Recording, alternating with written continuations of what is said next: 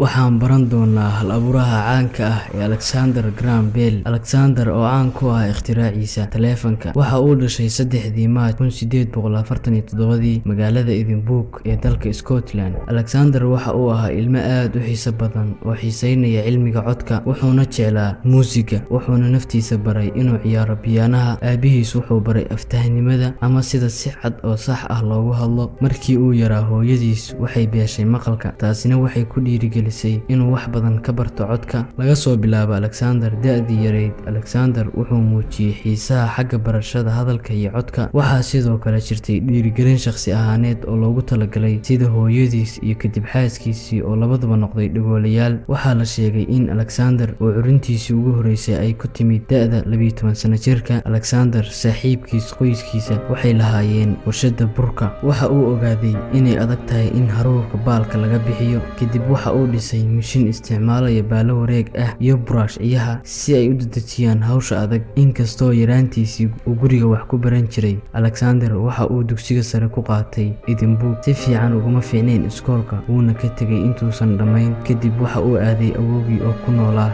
London. Wax yar kadib, Alexander waxa uu bilaabay inuu barto codka sida awowgiis oo kale iyo caawinta dadka dhagoolayaasha ah si ay u bartaan hadalka. Sanadkii 1870 markii uu Alexander jiray 23 sano, laba walaaladii ahaa waxay u dhinteen cudurka qaaxada. Sidoo kale Alexander wuu bukay, waalidkiina aad bay uga walwaleen inuu isagana dhiman doono. Waxay u guureen Canada. Waxay u maleeyeen in hawada halkaasi ay ka caafimaad badan tahay hawada London. Intii uu ku sugnaa Canada, Alexander ayaa mar kale soo roonaaday. 1871 wuxuu u guuray Boston. Waxa uu bilaabay in waqtigiisa inta badan uu ku bixiyo wax ikhtiraacida.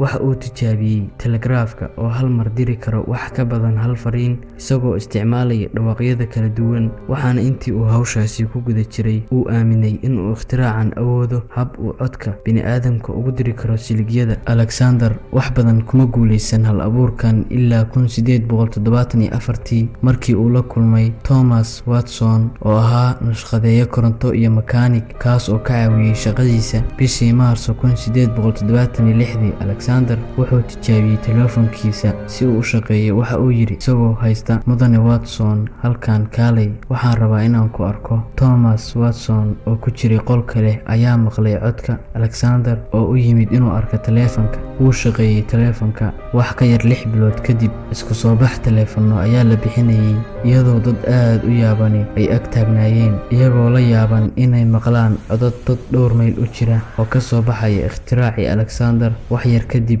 kumanaan iyo kumanaan ayaa lahaan jiray telefoonno. Wax lala yaabo ma ahayn ikhtiraca Alexander marka la eego aabihiis iyo awowgii oo labaduba ahaa codyaqaano. Aabihiis waxa uu ahaa bare wax ka qoray mowduuc dhowr shaqo oo cilmi nafsi ah, wuxuuna sameeyay alifbeetada dhawaaqa ah ee la yiraahdo visible speech. Kadib markii uu ku guuleystay hal-abuurnimadiisii, Alexander inkastoo uu caan ku ahaa ikhtiraacida telefoonka, haddana waxa uu ikhtiraacay waxyaabo kale oo badan intii uu noolaa oo ay ka mid yihiin biraha waxbaara, telefoonka wireless-ka gudbiya signaalka iftiinka leh, hal-abuurka lagu ogaado dhibaatooyinka maqalka qofka, iyo qaar kale oo badan. Sanadkii 1915, Alexander waxa uu sameeyay wicitaankii ugu horeeyay ee telefoonka. Markii uu joogay New York, wuxuu la hadlay kaaliyihiisii hore Thomas Watson oo ku sugnaa San Francisco. Waxay si aad ah isu maqleen midba midka kale, si aad uga cad sidii ay isu maqleen wicitaankii ugu horeeyay ee telefoonka 1876.